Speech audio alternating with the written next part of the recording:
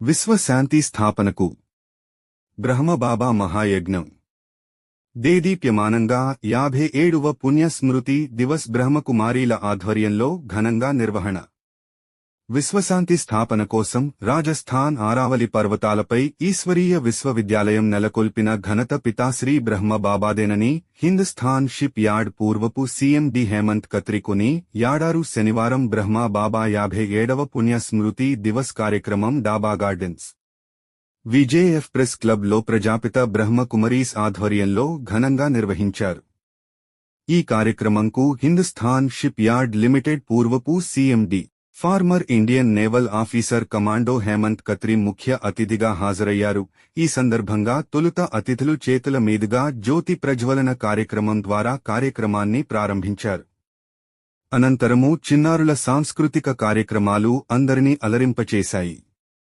ఈశ్వరీయ ప్రజాపిత బ్రహ్మకుమారి సోదరి బీకే రామేశ్వరి మాట్లాడుతూ జనవరి 1969 18న బ్రహ్మబాబా తన సంపూర్ణ స్థితికి చేరుకుని అవ్యక్తమయ్యారని నాటినుంచి పితాశ్రీ బ్రహ్మబాబా అడుగుజాడల్లో నడుస్తూ బ్రహ్మకుమారి కుమారులందరూ పవిత్ర జీవితాలను పరమేశ్వరునికి సర్వస్వము సమర్పించి మానవత్వ సేవలను చేయిచూ సంస్కార పర్వతం చేస్తూ సత్యనీతివంతులై పరోపకారులై విశ్వ కళ్యాణంలో భాగస్వాములుగా నిలిచారన్నారు. అనంతరం ముఖ్య అతిథి హేమంత్ కత్రి మాట్లాడుతూ బ్రహ్మబాబా యొక్క చరిత్రను తెలుసుకున్న వారే పవిత్రమైన బ్రహ్మ విద్యను అభ్యసించగలుగుతారన్నారు. కలియుగ మానవులు పవిత్ర దివ్య గుణాలు కలిగి ఉండే దేవాత్ములుగా పరివర్తన అయ్యే లక్ష్య సాధనలో లక్షలాది మంది ఈ సన్మార్గమును అనుసరిస్తున్నారన్నారు.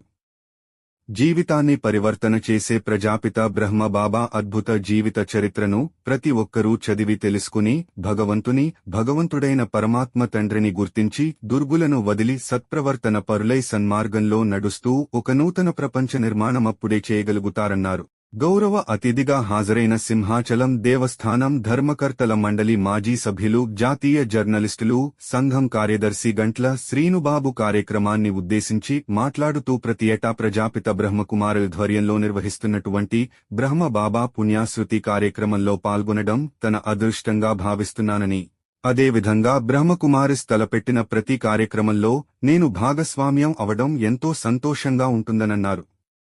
అదేవిధంగా ప్రజాపిత బ్రహ్మబాబా అద్భుత జీవిత చరిత్రను ప్రతి ఒక్కరూ చదివి తెలుసుకోవాలన్నారు.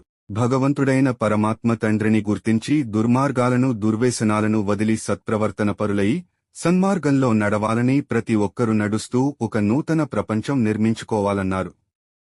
అనంతరము పలువురిని బ్రహ్మకుమారిష్ ఆధ్వర్యంలో ఘనంగా సత్కరించుకున్నారు. కార్యక్రమంలో బ్రహ్మకుమారిస్ ప్రతినిధులు Someshwari Ratnakumari, school of theatre arts నిర్వాహకులు, సీనియర్ పాత్రికేయులు ఆర్ నాగరాజు పట్నాయక్ తదితరులు బ్రహ్మబాబాపై ప్రసంగించారు.